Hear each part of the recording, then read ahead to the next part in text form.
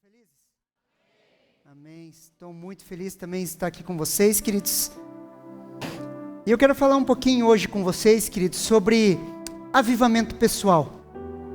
Sobre avivamento, queridos. Nós precisamos de avivamentos. Posso ouvir um amém? Amém. Queridos, eu e você precisamos, de tempos em tempos, de um despertar espiritual. Nós precisamos ser chacoalhados por Deus. De tempos em tempos, queridos, nós precisamos experimentar de forma pessoal a Cristo Jesus.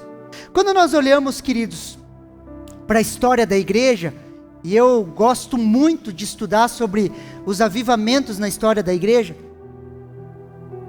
você vai perceber que de tempos em tempos, Deus tem visitações sobrenaturais sobre a vida da igreja, restaurando, transformando, trazendo à luz um novo entendimento, trazendo cura, restauração para a igreja. E quando nós olhamos para a nossa vida é assim, sim ou não? Nós precisamos, queridos, dia a dia, de toques sobrenaturais de Deus. Nós precisamos desses avivamentos espirituais. Por quê? Porque nós estamos em uma jornada espiritual, sim ou não? Sim ou não? Vocês estão aí? Nós estamos em uma jornada espiritual. Olha o que Efésios capítulo 2, do versículo 8 ao 10 nos fala.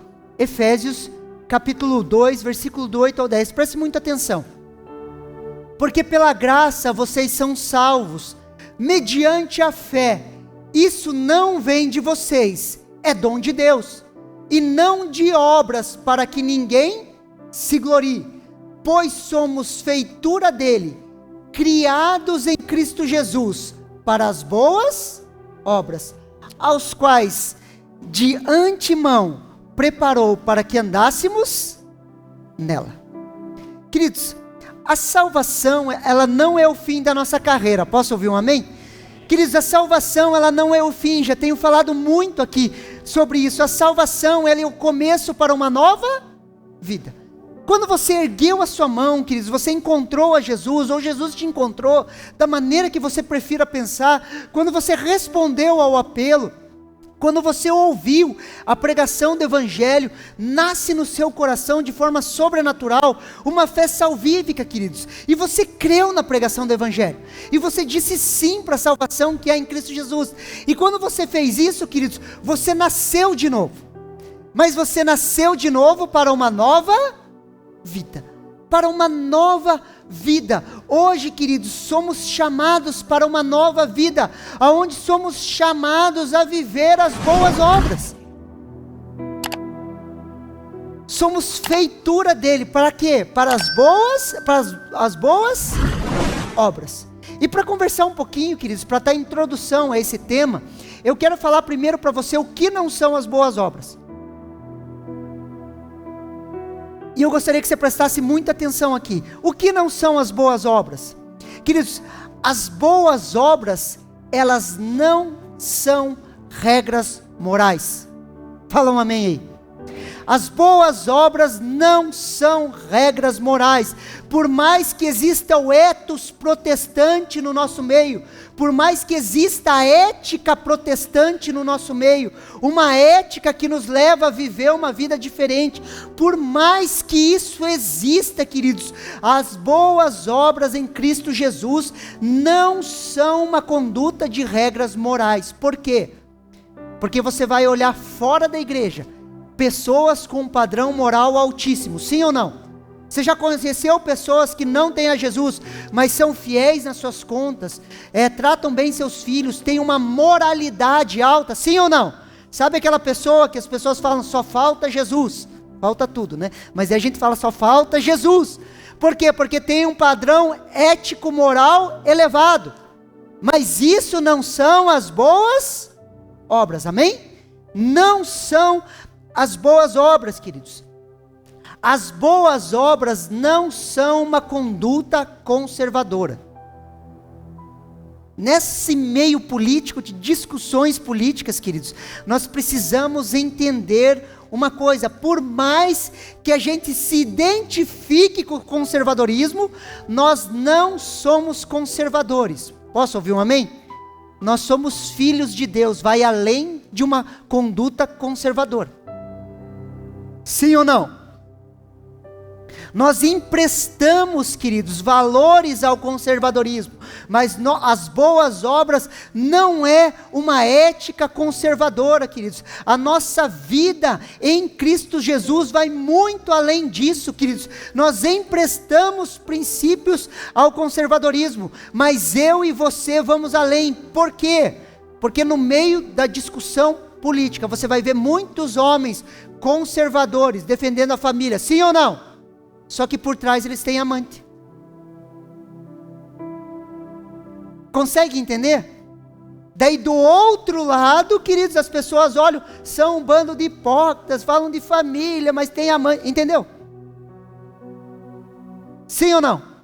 Você não conhece um monte de cara conservador aí, mais pro lado da direita, e falando assim, você olha assim, você fala, nossa, mas aí você vai ver por trás, amarrado na pornografia, trai a esposa. Consegue me entender? Por isso que nós vamos além, sim ou não? Consegue me entender? O que as boas obras não são? As boas obras não são assistencialismo. Queridos, por mais que a gente tenha o mandamento de cuidar do órfão e da viúva, o fator principal da igreja não é o assistencialismo, amém? Sim ou não? Quando nós olhamos, queridos, a teologia da libertação já foi refutada no nosso meio. A teologia da libertação, em resumo, colocava o assistencialismo e a luta social como foco principal da igreja. E esse não é o nosso foco principal. Por mais que a gente tenha assistencialismo, as boas obras não são isso. Posso ouvir um amém? O que são as boas obras, pastor? As boas obras, preste muita atenção aqui, as boas obras são os frutos dos discípulos de Cristo sendo manifestos sobre a face da terra. Vai muito além do conservadorismo, vai muito além do assistencialismo, vai muito além de uma ética moral. São homens e mulheres cheios do Espírito Santo, manifestando a vontade de Deus sobre a face da terra. Olha o que Mateus capítulo 6, versículo 10 nos fala. Venha o teu reino, seja feita a tua vontade, assim na terra como ela é feita nos céus. Queridos, essa é a oração do Pai Nosso. O que Jesus estava falando e o que Jesus estava orando? Que seja feita a vontade de Deus na terra como ela é feita nos céus. Existe uma vontade perfeita, queridos, estabelecida, sendo feita nos céus, e ela precisa se manifestar na terra. Sim ou não? Existe essa vontade perfeita, queridos, sendo feita nos céus, que precisa ser manifesta na terra. E como isso é feito? Através da igreja. Através da minha e da sua vida, queridos. A vontade de Deus é feita na terra, dos discípulos de Cristo, que tornam o mundo e levam o mundo ao plano original. Qual que era o plano original, queridos? Deus cria a terra, cria o Éden, e dentro do Éden Ele cria o jardim do Éden. Se nós vemos 3 partes, átrio, santo e santo dos santos, ali era para Adão ter comunhão com Deus e fazer o que? Frutificar, multiplicar e encher a terra. Plano original. Deus restaura, Jesus restaura esse plano, queridos, nos coloca no santo dos santos. Hoje eu e você temos acesso a Deus, sim ou não? Não estávamos mergulhados na presença de Deus, e nessa presença nós ouvimos a vontade de Deus, queridos, e fazemos o que? Manifestamos da porta para fora. Quando? Na segunda-feira, na terça-feira, na quarta-feira, na quinta-feira. Nós somos crentes todos os dias, amém? Manifestando a vontade de Deus. Nós ouvimos de Deus, recebemos de Deus e servimos de ponto de contato na terra. Queridos, isso é tão maravilhoso, queridos, que nós não temos noção disso. Quando você impõe as mãos sobre a vida de uma pessoa para orar, é como se o próprio Cristo tocasse essa pessoa. Fala um amém aí para mim achar que você está acreditando. Somos corpos de Cristo, sim ou não? Ele é o cabeça e nós somos o corpo da igreja. Se nós somos o corpo, nós somos os seus pés e as suas mãos caminhando sobre a face da terra, sim ou não? Conectados com a cabeça. Quando nós impomos as mãos sobre alguém, é como se o próprio Cristo tocasse a pessoa, sim ou não? Você nunca quis assim, eu quero um abraço de Jesus, sim ou não? No meio do louvor, você quer um abraço de Jesus, de repente vem o irmão e fala assim, senti da parte de Deus te dar um abraço, e te dá um abraço. Não é como se Jesus te abraçasse?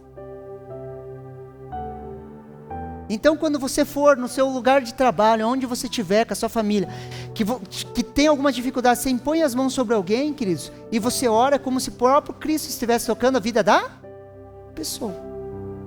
Se isso entrar dentro de você, e você entender isso, queridos, a hora que você impor as mãos sobre alguém, você vai ver pessoas sendo libertas, restauradas, batizadas com o Espírito Santo. Você vai ver pessoas sendo tocadas, queridos. Por quê? Porque você é o ponto de contato entre o céu e a terra. Aleluia! Creia nisso. Eu te desafio a crer nisso. Eu te desafio a você orar por pessoas crendo nisso.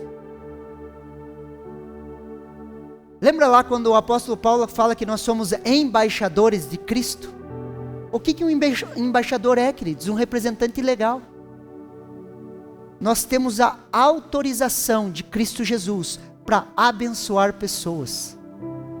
Nós temos a autorização, foi delegado a nós o papel de abençoarmos pessoas. Nós somos uma bênção na colônia.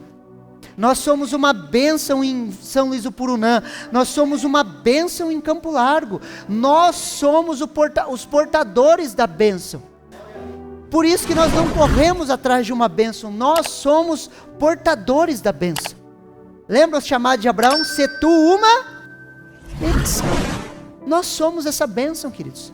Aonde nós tocamos, queridos, os lugares são transformados. Aonde nós entramos, queridos, nas casas que nós entramos, quando nós entramos para abrir novos grupos familiares, quando nós entramos nas casas para tocar as pessoas, queridos, nós temos uma certeza: aquele lugar jamais será o mesmo. Sim ou não? Por quê? Porque nós manifestamos a vontade de Deus, que está nos céus, nós manifestamos na terra. Quando nós olhamos para isso, queridos, nós vemos basicamente 3 chamados ou 3 estágios que Jesus nos convida a participar nas nossas vidas. O primeiro, venham a mim. Olha o que Mateus capítulo 11, versículo 28 nos fala. Venham a mim, todos vocês que estão cansados e sobrecarregados, e eu os aliviarei. Tomem sobre vocês o meu jugo, aprendam de mim, porque sou manso e humilde de coração, e vocês acharão descanso para a sua alma, porque o meu jugo é suave e o meu fardo é leve. O primeiro chamado de Jesus, queridos, é o que? Venham a mim. E nós ouvimos esse chamado. Jesus deve ter te encontrado, queridos, provavelmente cansado e sobrecarregado, emocionalmente arrebentado. Você deve ter sido decepcionado e estar machucado com a vida, e de repente você ouve um chamado: venham a mim. E você foi a Jesus, queridos. Esse é o início da nossa caminhada. Jesus balançou o pão e o peixe e você foi até Ele. Aqui é o ponto onde nós nascemos de novo. Nós fomos até Ele cansados emocionalmente, falidos. Sim ou não? Só que o grande problema é que a maioria dos crentes para aqui. Venham a mim. E nós vamos a Jesus. Daí nós olhamos a igreja como um lugar mágico, aonde eu posso ir para quê? Para receber a minha bênção. E eu venho para a igreja porque eu quero ser abençoado. E a gente para nesse estágio: venham a mim. Pastor, tem algo errado nisso? Não, queridos, é um estágio, é uma fase. O errado é ficar muito tempo nisso, aonde a igreja se torna um lugar onde eu venho aqui para receber a minha bênção, a minha vitória, a minha transformação, e não saio disso. A igreja é o lugar de a gente receber a bênção? Sim, queridos, no começo. Senão a gente vira um bando de crianças mimadas.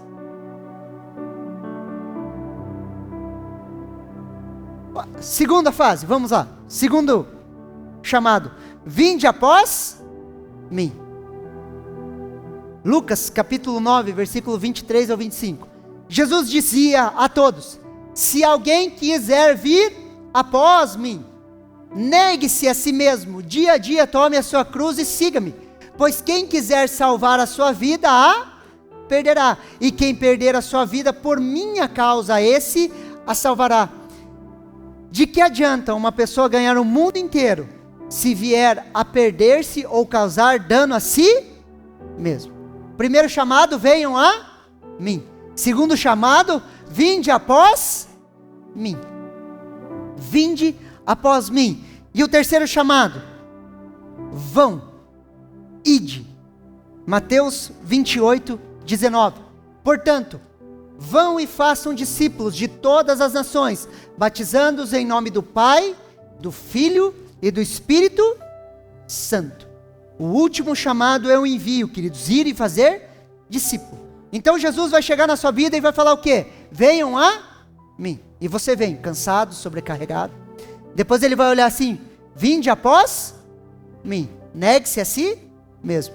Quando você passa por isso que ele vai falar, agora você vai e faz discípulos de todas as nações. Quando nós falamos, queridos, de despertamento, ou nós falamos de avivamento pessoal, queridos, nós precisamos nos concentrar na segunda chamada, no vinde após mim, que são as características de um discípulo, que manifesta verdadeiramente a vontade de Deus sobre a face da terra. E quais são as características de um discípulo? Lucas capítulo 9, versículo 23, preste muita atenção aqui. Jesus dizia a todos: se alguém quer vir após mim, negue-se a si mesmo, dia a dia tome a sua cruz e siga-me. Primeiro, queridos, se alguém quiser. Ninguém é obrigado a ser discípulo de Jesus. Posso ouvir um amém? Fala um amém aí, queridos. Ninguém é obrigado, queridos, é um chamado. Se alguém quiser.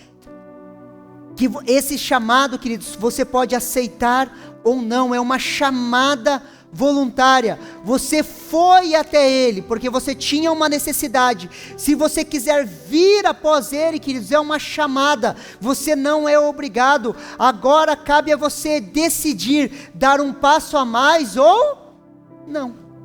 Só que deixa eu te aconselhar uma coisa: sempre que nós damos um passo a mais, nós encontramos um avivamento pessoal. Agora cabe a nós darmos um passo a mais. E ele continua: negue-se a si mesmo. Queridos, um verdadeiro discípulo, ele não vive para si mesmo.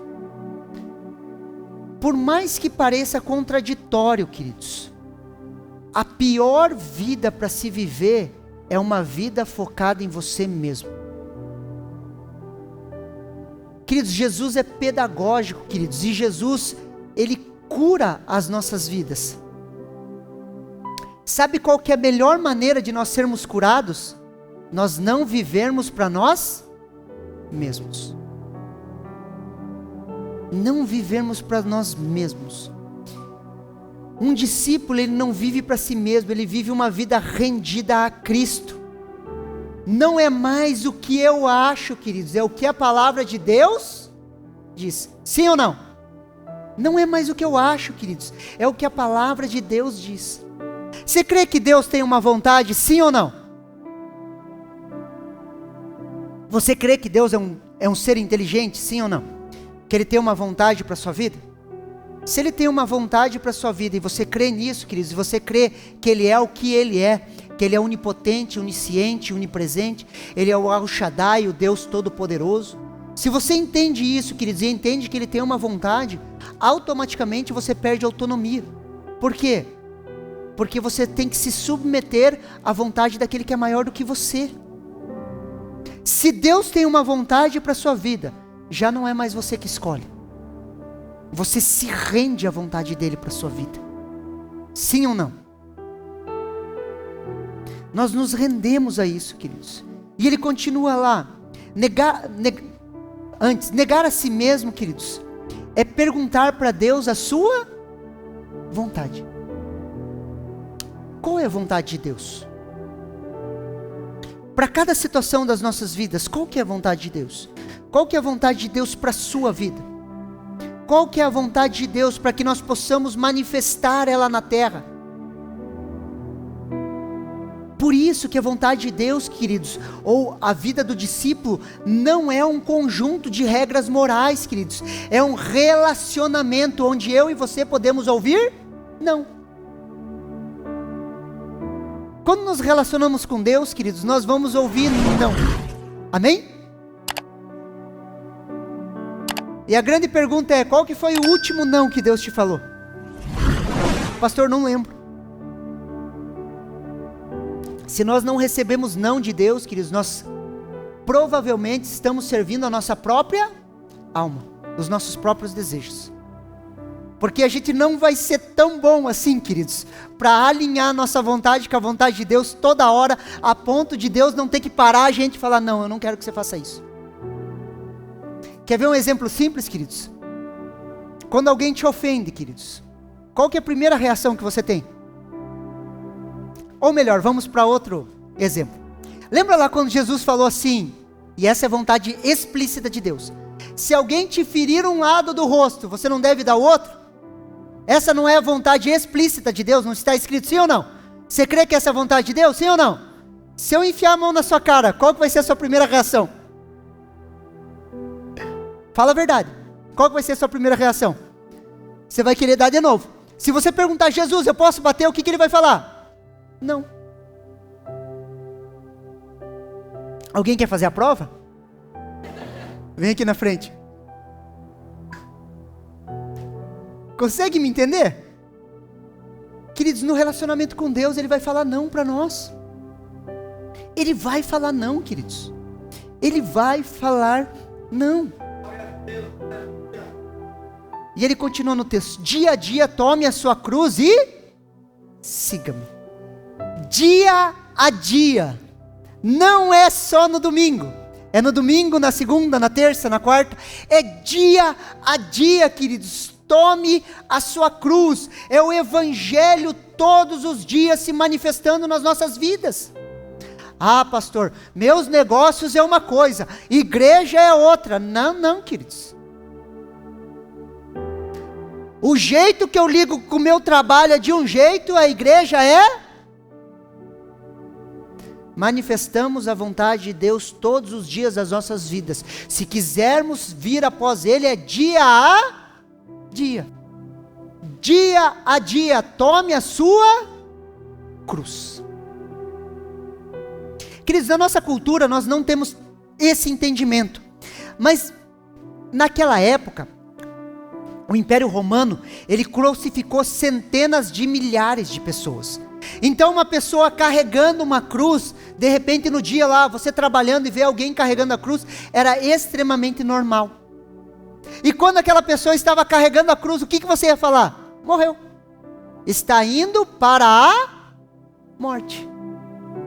Quando nós olhamos isso, queridos, Jesus nos chama para nós morrermos, queridos. Para nós morrermos para nós mesmos. É isso, essa realidade de um discípulo, queridos. Nós não vivemos mais para nós mesmos. Nós tomamos a nossa cruz e morremos.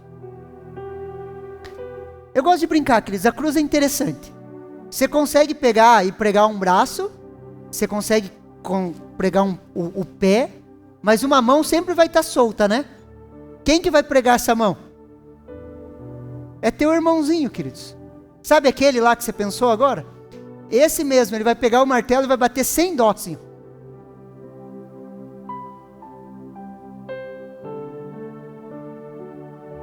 E nós morremos para nós mesmos. Tome a sua cruz. Olha o que Gálatas capítulo 2, versículo 19 ao 20 nos fala. Porque eu, mediante a própria lei, morri para a lei, a fim de viver para Deus. Estou crucificado com Cristo. Logo, já não sou eu quem vive, mas Cristo vive em mim. E esse viver que agora tenho na carne, vivo pela fé no Filho de Deus, que me amou e se entregou por mim. Queridos, Paulo estava falando que ele morreu para a autojustificação. Quando nós falamos de lei, nós não conseguimos entender quando ele fala assim, porque eu, mediante a própria lei, morri para a lei. A gente não entende, porque a gente não viveu as 613 leis judaicas. Mas Paulo está falando assim, contextualizando para nós, eu morri para a minha autojustificação. Eu não consigo me justificar diante de Deus com as minhas boas ações. Por isso eu morri para a lei. E eu estou crucificado com Cristo. Eu morri para a minha autojustificação. Agora Cristo vive através de mim. Ou Cristo vivia através de Paulo. Por quê? Porque ele se considerava crucificado com Cristo. Quando nós morremos, queridos, nós nos consideramos crucificados. Cristo vive através de nós. Cristo se manifesta através de nós, e nós precisamos absorver esse entendimento. Cristo vive em nós, queridos, e essa vida que vivemos para manifestar a Cristo sobre a face da terra. Você é crente, amém? Sim ou não? Se você é crente, você já teve pessoas que cuidaram de você, sim ou não? E manifestaram a Cristo na sua vida. Não existe pessoas que você lembra, queridos, que cuidou de você ou cuida de você, que você olha assim, essa pessoa representa Cristo na minha vida. Ela deixou os seus afazeres pessoais para cuidar de mim. Sim ou não? Eu lembro, queridos, o meu primeiro discipulador, queridos, ele era recém-casado. Eu morava no Moqueirão, queridos, ele morava para lá do Portão, lá no Água Verde, era longe, queridos, ele tinha ele tinha moto, e ele era recém-casado, queridos, e eu dava trabalho, queridos. Nossa, eu dava trabalho, por isso que eu cuido das pessoas, eu dava trabalho, queridos. E às vezes eu ligava para ele de madrugada, ele pegava a moto dele, queridos, e vinha me atender. Recém-casado, deixava a mulher dele para vir me atender. Depois nasceu a filha dele, pequenininha. Ele tinha família já, ele compartilhava tempo comigo. Ele me levava para dentro da casa dele. Isso é manifestação de Cristo, do amor de Cristo. Posso ouvir um amém? Consegue me entender, queridos? E nós morremos para a nossa velha vida, para vivermos a vida de Cristo Jesus, queridos. Nós vivemos essa vida, nós somos o contato de Deus sobre a face da terra, queridos. Nós unimos os céus e a terra. Nós morremos para a nossa vida, mas morremos para a nossa velha vida. Por quê? Porque entendemos que o Filho de Deus, queridos, Jesus Cristo se entregou por mim e por você. O Filho de Deus se entregou por mim e por você. O que nos move agora a subir em uma cruz, queridos, é esse entendimento, queridos, que Jesus morreu por mim, e por amor a Ele, eu entrego a minha vida de forma espontânea, para que Ele viva através de mim. Olha ali o final do versículo. Vivo pela fé no Filho de Deus, que me amou e se entregou por...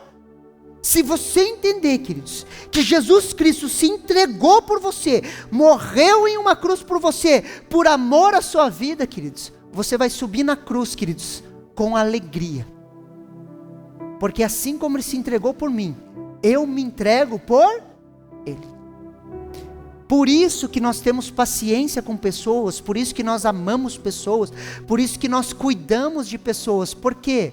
Porque um dia Jesus Cristo morreu pela minha e pela sua vida. Sim ou não?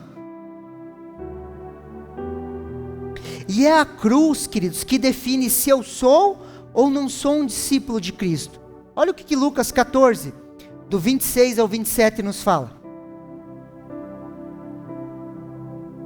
Se alguém vem a mim e não me ama mais do que ama o seu pai, a sua mãe, a sua mulher, os seus filhos, os seus irmãos ou suas irmãs, até a sua própria vida, não pode ser meu discípulo. E quem não toma a sua cruz e vem após mim, não pode ser o meu discípulo. Queridos, nós só podemos ser discípulos de Cristo, queridos, se nós tomarmos a nossa cruz. Por isso, queridos, que é uma entrega total, é uma entrega de renúncia, é uma vida, queridos, de entrega total a Cristo.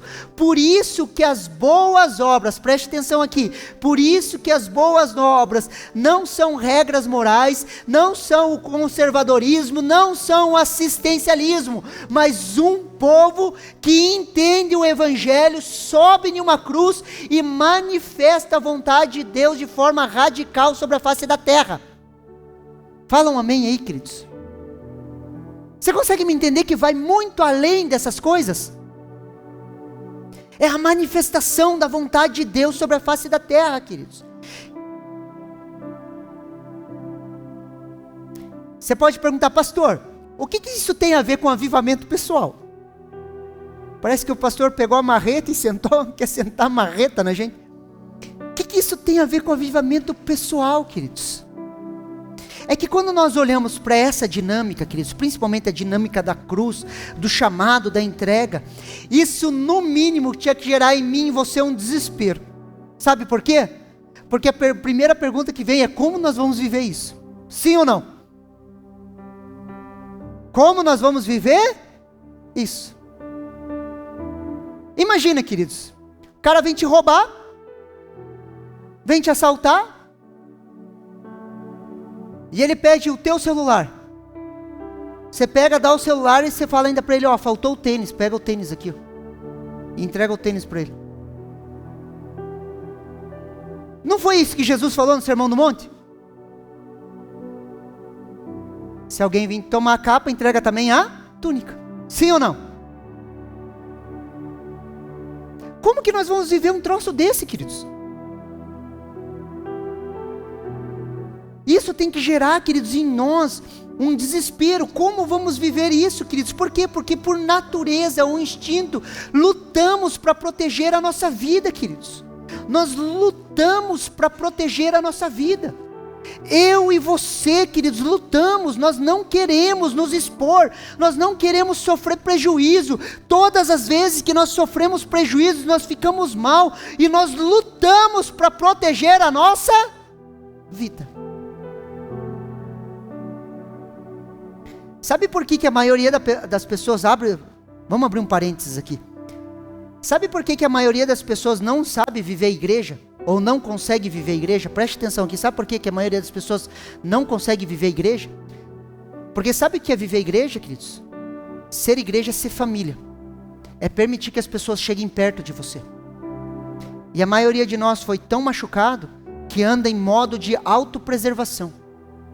Você já não confia mais em ninguém, você não deixa ninguém chegar perto, você não deixa as pessoas te tocarem.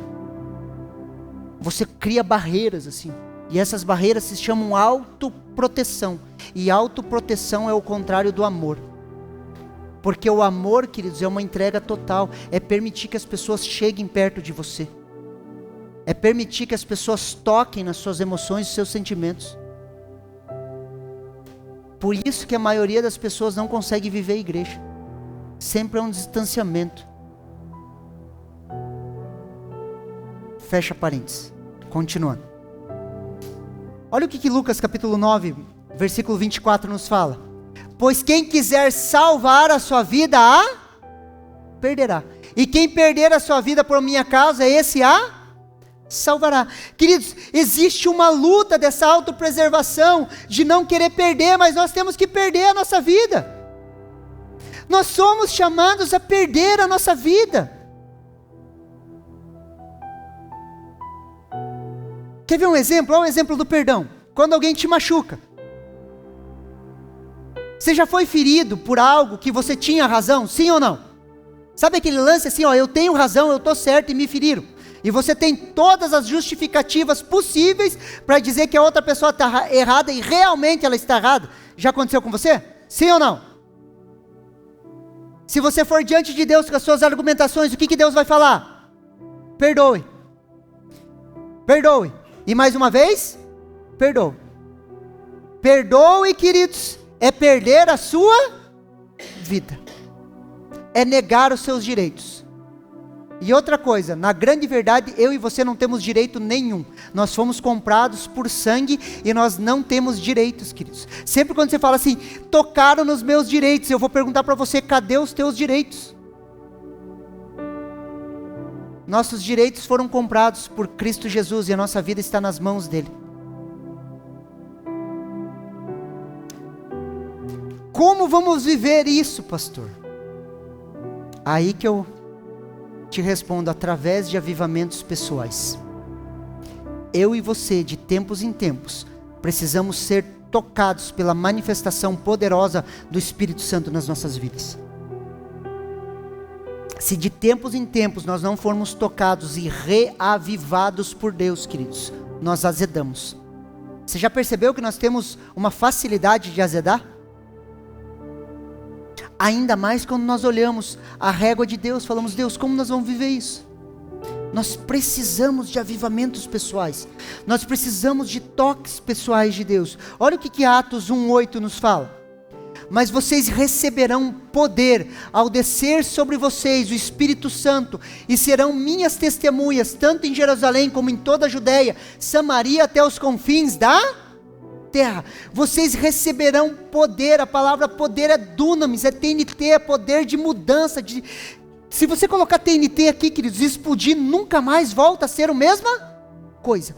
Isso é o poder do Espírito Santo nas nossas vidas. Quando o Espírito Santo vem sobre nós, nos empodera, queridos, nós já não somos mais os mesmos, e nós precisamos desse empoderamento. Quando o Espírito Santo vem de formas poderosas sobre nós, queridos, aquele que mentia não mente mais, aquele que roubava não rouba mais. Por quê? Porque recebeu, queridos, poder, recebeu poder para viver as boas novas, foi empoderado para viver uma vida de renúncia e de entrega. Queridos, sem a ação do Espírito Santo nas nossas vidas, andando do modo natural, nós não conseguimos cumprir a vontade de Deus. Por isso que nós necessitamos da comunhão com Ele. Por isso que nós insistimos, faça devocional, tire tempo com Deus, porque se nós não formos reavivados, dia a dia nós não conseguimos viver a vontade de Deus, queridos. Eu e você precisamos dessas experiências, queridos. Olha o que Efésios capítulo 5, verso 18 nos fala. E não se embriaguem com vinho, pois isso leva à dissolução, mas deixem-se encher do Espírito Santo.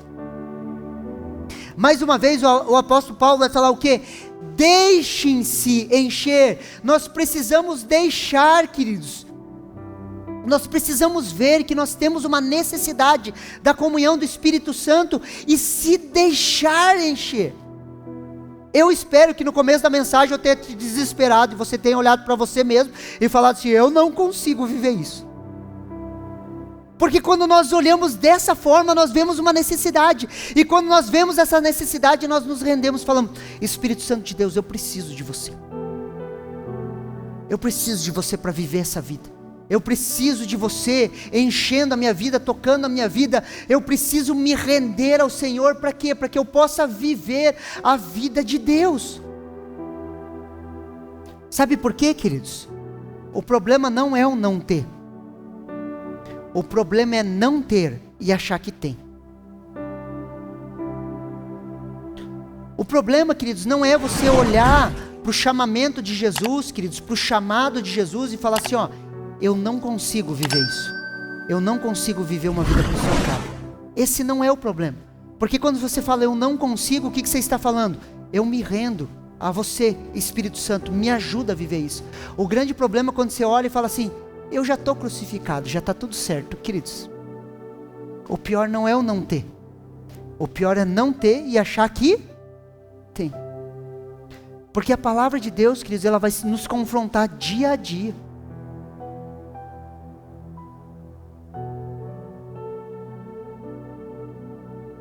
Olha o que Lucas, capítulo 5, versículo 31 e 32 nos fala. Jesus, tomando a palavra, disse, os sãos não precisam de médico, e sim os doentes. Não vim chamar o justo, e sim os pecadores ao arrependimento. Queridos, quando eu olhei para a minha vida, no dia que eu encontrei Jesus, eu vi que eu estava doente. E eu falei, Jesus, eu preciso de você. E eu posso contar N testemunhos de mudança pessoal no meu caráter, na minha conduta, na minha maneira de viver. Só que hoje, queridos, 20 anos depois, queridos, de ser batizado no Espírito Santo, eu olho para a minha vida e eu continuo encontrando áreas que ainda estão doentes. E eu continuo falando para quê? Jesus, eu preciso de você. Eu continuo olhando para dentro de mim, em cima de uma palavra como essa, queridos, e falando que eu preciso de Jesus. Eu preciso de você, Espírito Santo. Eu preciso de você para aprender a lidar com as pessoas. Eu preciso do Senhor para viver uma vida verdadeiramente crucificada. Eu preciso da sua intervenção para que eu me renda cada vez mais e não viva só para mim mesmo. Queridos, se a gente não se policiar, queridos, nós vivemos só para nós. Nós vivemos em torno dos nossos problemas, das nossas dificuldades, pensando em nós mesmos. Se nós olharmos, queridos, até para o nosso próprio casamento, se a gente não se policiar, a gente não vive o casamento, a gente vive duas pessoas individuais morando na mesma casa. Por isso, queridos, que nós temos que olhar para um texto como esse e falar, Jesus, eu sou essa pessoa. Eu preciso de cura. Eu preciso de um toque do Senhor. Eu preciso de avivamentos pessoais dia a dia, para que eu possa viver a sua vontade. E deixa eu dizer uma coisa para você. Quando nós entramos nessa dinâmica, nós vivemos uma vida crucificada, longe de amarguras, de ressentimentos, queridos. Nós vivemos uma vida para servir as pessoas. Nós encontramos a vida e a vida em abundância. Por mais que pareça uma loucura, pastor, você está falando que é para mim entregar para ganhar? É. O reino de Deus é de ponta cabeça. Quando nós entregamos, nós recebemos. Quando nós nos humilhamos, nós somos exaltados. O maior é o menor. É essa vida que Deus tem para mim e para você. Você recebe essa palavra no seu coração? Quero te convidar a você a se colocar em pé.